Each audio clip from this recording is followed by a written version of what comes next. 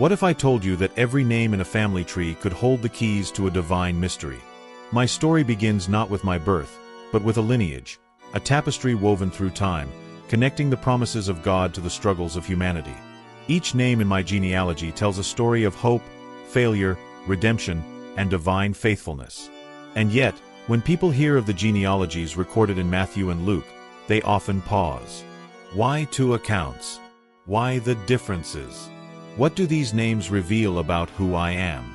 In this journey, I will take you beyond the surface of these lists. Together, we'll meet the people behind the names: Abraham, David, Rahab, Ruth, and uncover how their lives reflect God's unwavering commitment to His promises. Along the way, you'll see that my story is not just about the past, but also about the future. It's about you. Son of David, they called me, sometimes in reverence, sometimes in skepticism. The title wasn't just a name, it was a claim, a challenge to prove who I was. The Pharisees often pressed, "If you are the Messiah, show us the proof. How can a carpenter's son from Nazareth be the heir to David's throne?" They spoke with scorn, yet their words carried a weight of expectation. Matthew's genealogy begins with Abraham, the father of the Jewish nation, and traces the lineage through David to my earthly father, Joseph. Luke's account, however, starts with me and works backward, through Mary, to Adam, the first man. Two paths, two perspectives, one purpose. Each name in those lists is a story, a moment where God's promise touched human frailty. Abraham left his homeland to follow God's call. David rose from the shepherd's field to rule a nation. Rahab risked her life for faith. Ruth chose loyalty over comfort. And Joseph, my earthly father, quietly obeyed when an angel told him to take Mary as his wife, despite the whispers of scandal. But genealogies are more than history. They are mirrors. When people look at mine, they see the fingerprints of God, a promise unfolding through time. What do you see when you look at my lineage? A list of names or the relentless faithfulness of a God who keeps His word? The stars over Canaan were brilliant that night. Millions of tiny lights scattered across an infinite sky. Abraham stood in awe, his breath visible in the cool desert air. "Look up," God had told him. "Count the stars, if you can. So shall your offspring be." Abraham's laugh was soft, more astonished than cynical. At nearly 100 years old, with no children and a barren wife, how could this be true? Yet, deep in his heart, something stirred. Faith. A fragile but growing belief that the Creator of the stars could do the impossible. But Abraham's journey of faith wasn't without missteps. There was Hagar, the servant who bore Ishmael when impatience overtook trust. There were moments of doubt when God's promise seemed too distant, like a mirage in the desert. Yet, God remained faithful. He reiterated His promise. Not through Hagar, but through Sarah, Abraham's wife, would the covenant be fulfilled. When Isaac was born, Abraham named him Laughter, a testament to God's ability to bring joy out of impossibility. Through Isaac, the covenant continued, a promise that through Abraham's offspring, all nations would be blessed. That promise didn't end with Isaac. It found its fulfillment in me. I am the blessing God spoke of that night under the stars. My mission was to bring redemption not just to Abraham's descendants, but to every nation, tribe, and tongue. When you look up at the stars, what do you see? A vast, empty expanse, or a canvas painted with the promises of a faithful God? Abraham saw more than light in the night sky. He saw the hope of generations. And now, that hope reaches to you. The hills of Bethlehem were quiet, save for the rustle of sheep moving through the grass. David, the youngest son of Jesse, had spent countless nights under the stars, much like Abraham before him. But while Abraham was called to count the stars, David was called to guard his flock, defending them from lions and bears. Little did he know that this humble beginning would prepare him to defend an entire nation. When Samuel, the prophet, came to Jesse's house to anoint the next king of Israel, no one thought of David. He wasn't even present. He was out tending the sheep. Yet when Samuel saw him, the Lord spoke, "Rise and anoint him. This is the one." David's rise to kingship was marked by triumphs and trials. As a young boy, he stood before the giant Goliath, armed with nothing but a sling and unwavering faith. "The battle is the Lord's," he declared before the stone struck its mark. The victory wasn't just David's, it was a testament to the power of trust in God. But David's story wasn't without shadows. His sin with Bathsheba, a moment of weakness that led to betrayal and murder, brought devastating consequences. The death of their child and the turmoil within David's family were stark reminders of his humanity. Yet, even in his brokenness, David sought God's mercy. "Create in me a pure heart, O God," he prayed, "and renew a steadfast spirit within me." And God did. From the ashes of David's failures, he brought redemption. Bathsheba later bore Solomon, who would carry on the royal line. God made a covenant with David, promising, "Your house and your kingdom will endure forever. Your throne will be established forever." At the time, it seemed impossible.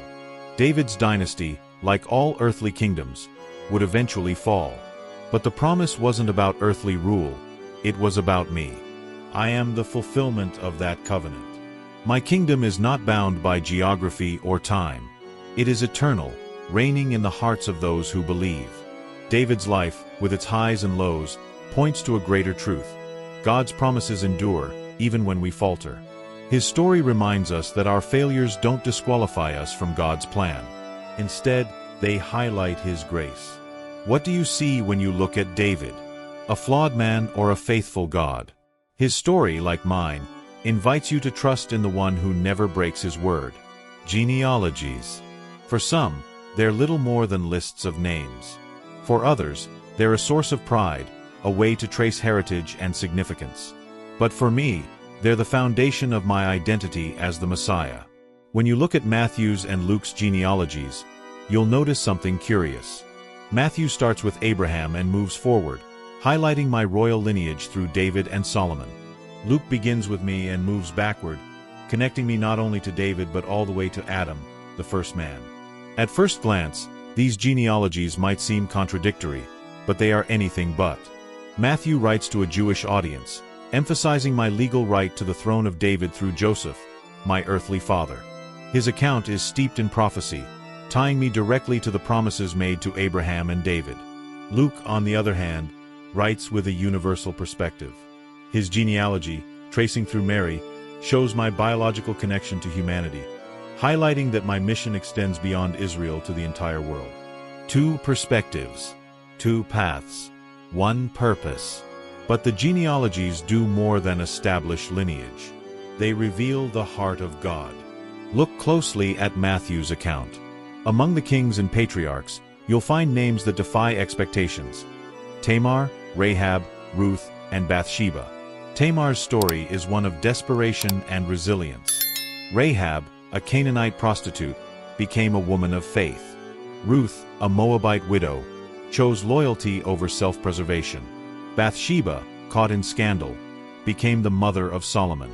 These women, each with complicated stories, are a testament to God's ability to use the broken and the unexpected to fulfill His purpose. Luke's genealogy goes even further, connecting me to Adam. This isn't just a historical detail. It's a theological declaration. Through Adam, sin entered the world, but through me, redemption is offered to all. I am the new Adam, come to restore what was lost. When you read these genealogies, what do you see? A list of names, or the fingerprints of a God who weaves together the ordinary and extraordinary.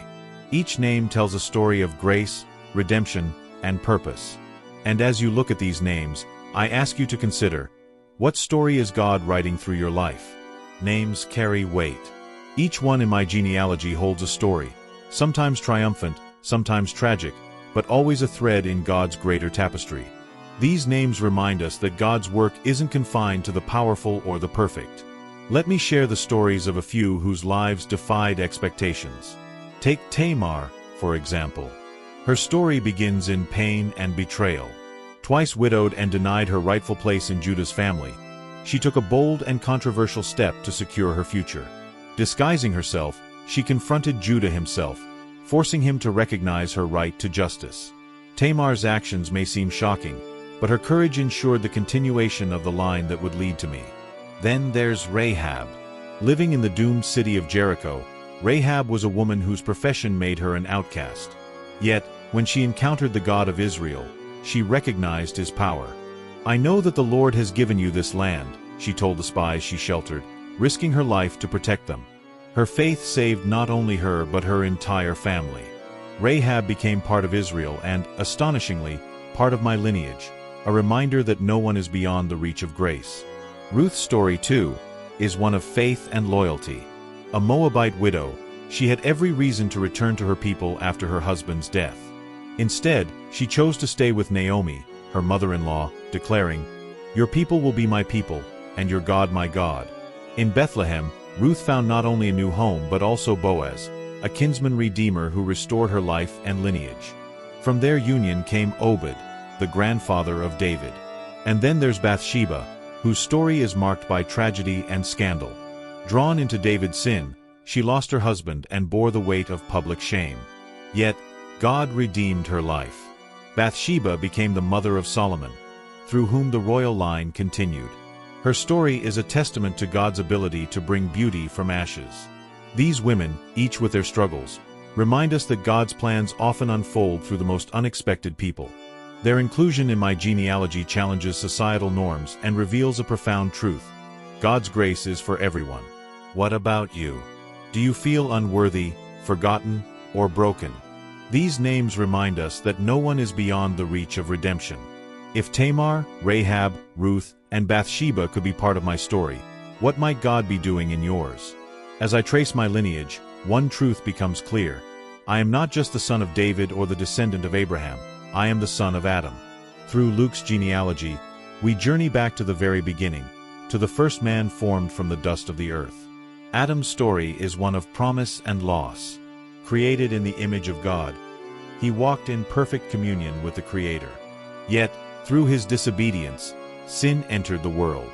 The paradise he was meant to steward became a place of toil and struggle, and his legacy was one of separation from God. But the story doesn't end there. Where Adam failed, I came to succeed. Through Adam, death reigned, but through me, life is restored. As Paul later wrote, "For as in Adam all die, so in Christ all will be made alive." My connection to Adam is not just about lineage, it's about solidarity. By becoming fully human, I entered into the struggles and joys of the human experience. I felt hunger, thirst, and exhaustion. I laughed at weddings and wept at funerals. I faced temptation and betrayal, yet without sin. This connection to humanity was vital for my mission. To be the bridge between God and man, I had to live as one of you. Through me, God walked among his creation, not as a distant observer, but as a participant in the messiness of life. And my genealogy reflects this connection.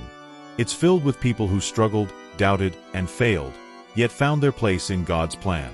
From Adam to Abraham, from David to Joseph, each name is a testament to God's relentless pursuit of humanity.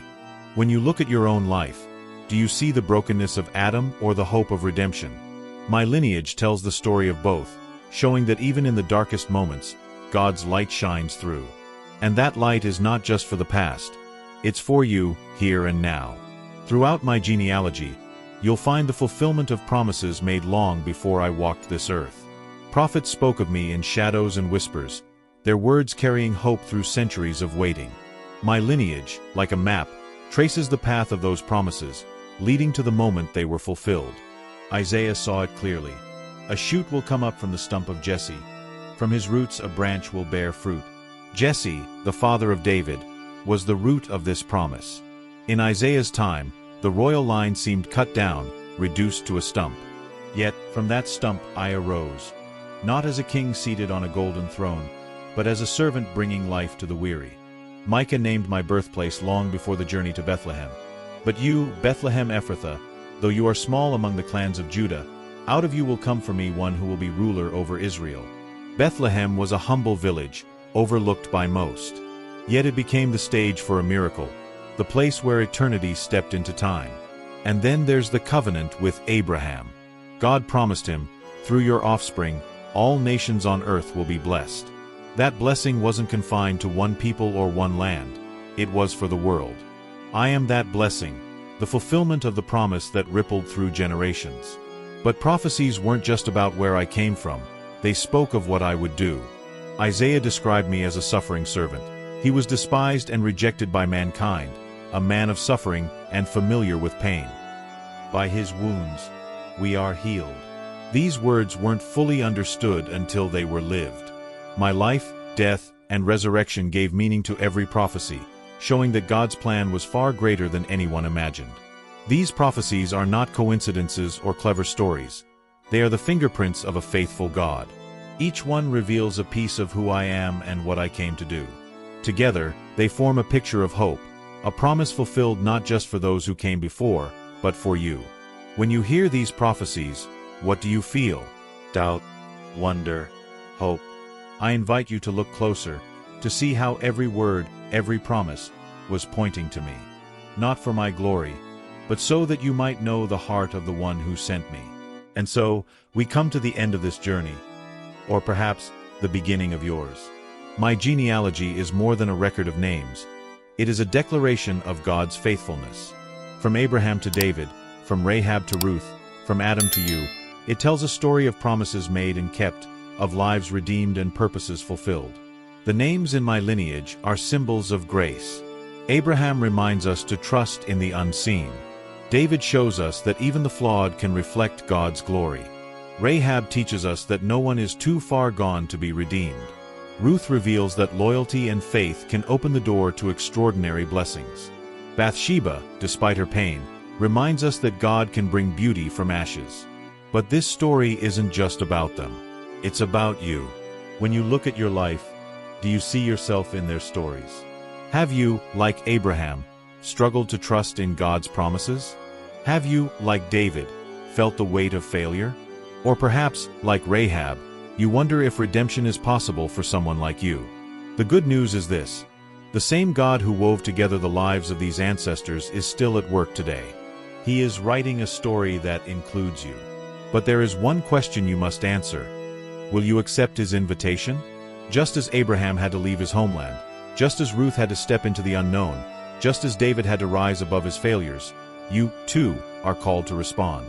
My genealogy reminds us that no one is too small, too broken, or too ordinary for God's plan. If these names, flawed, forgotten, and forgiven, can be part of my story, then so can yours. So, what will your story say? Will it be a tale of doubt or faith, fear or courage, wandering or belonging? The choice is yours, but the invitation stands. Step into the story. The same God who fulfilled his promises to Abraham, David, Rahab, and Ruth is ready to fulfill his promises to you.